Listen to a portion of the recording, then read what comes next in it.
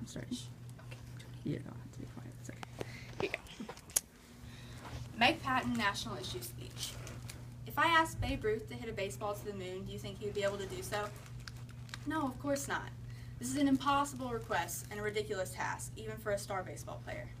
Such is the impossibility of real people, yes, even celebrities, to achieve the so-called beauty and perfection we see present in today's advertising. In 2010, in the Routledge Southern Communication Journal, Pavika Sheldon published an article in which she stated, "The average American woman is 5 foot 4 inches tall and 140 pounds, whereas the average model portrayed by the media is 5 foot 11 inches tall and 120 pounds. If the images we are bombarded with on a daily basis are so out of this world, why then do we not perceive achieving their look just as absurd as hitting a ball to the moon? The truth is that unrealistic beauty ideals set by advertising are harmful, but the effects don't have to be permanent. By exploring the ideals set by advertising, I hope to show that they're unrealistic, and that believing in and attempting these is not in your best interest, and that being aware and spreading awareness is the best way to alleviate these harmful effects." Some of you may be thinking, yeah, so what? Models are a little taller and thinner than everybody else, but it's really not that big of a deal. I would beg to differ. Models already don't show the average proportion, as I previously showed. But the photo retouching done takes the already unusual to an unrealistic level. Next time you see a magazine, I would encourage you to put yourself through a little test. Flip to the first makeup ad and think, have you ever seen anyone who actually looks like this? With essentially no pores, 2.5-inch long eyelashes, and all these other things.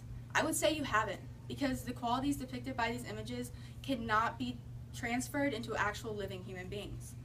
If this is not enough to convince you, I have some testimony from people who are knowledgeable about the subject. Dr. Henry Farad, who's a professor of computer science at Dartmouth, was quoted in Steve Lohr's 2011 New York Times article, Photoshop or Not, saying, "Fix one thing, then another, and pretty soon you end up with Barbie." I think comparing photoshopped images to a plastic doll is definitely a call for a reality check. In addition, Jennifer Lawrence was quoted in an interview at the Academy Awards in February of 2013 saying, "Of course it's Photoshop. Real people don't look like that."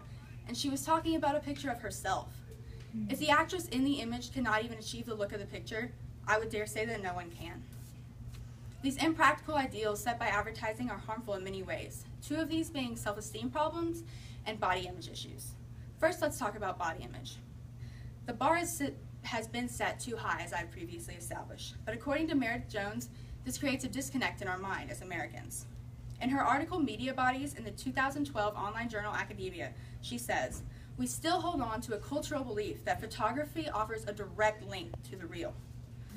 That means people who see these images believe that it can be reality, and sometimes they'll take drastic measures to achieve this body image type that they think is within their grasp, when it really isn't. This has gone so far that the American Medical Association has had to step in. In June of 2011, they posted on their website in the news part that they are adopting a policy that discourages advertising agencies from altering photos in a way that extremely affects body image. Dr. McEnany of the AMA has this to say about the policy. "We must stop exposing impressionable children and teenagers to advertisements portraying models with body image types only attainable through the help of photo editing software. In addition, it has a negative impact on self-esteem." College student and writer for the UTSC Messenger, Alyssa Heidman, wrote an article called "Help Self-Esteem by Becoming More Photoshop Aware" for her college newspaper.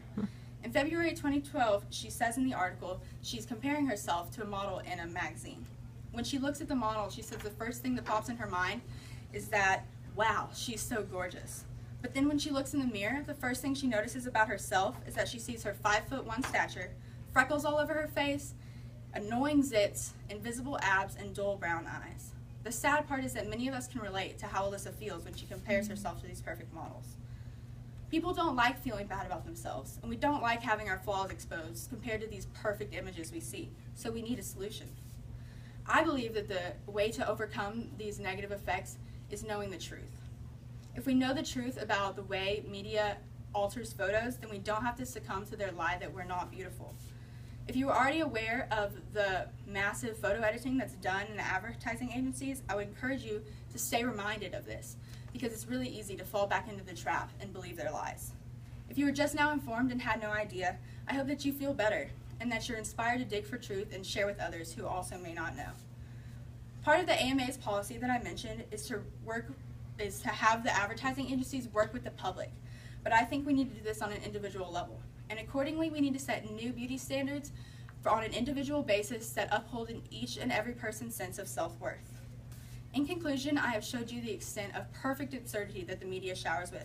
I have showed you the harmful effects it can have, and hopefully I've helped you overcome at least 2 of those issues. While many of us may think that shooting for the stars is usually a good thing, I think in this case, staying down to earth and being real is more helpful in helping us be confident about our appearances. As a last request, I would encourage you to watch this short video about the drastic abilities advertising agencies have to distort photos in the media. Give you this. Record.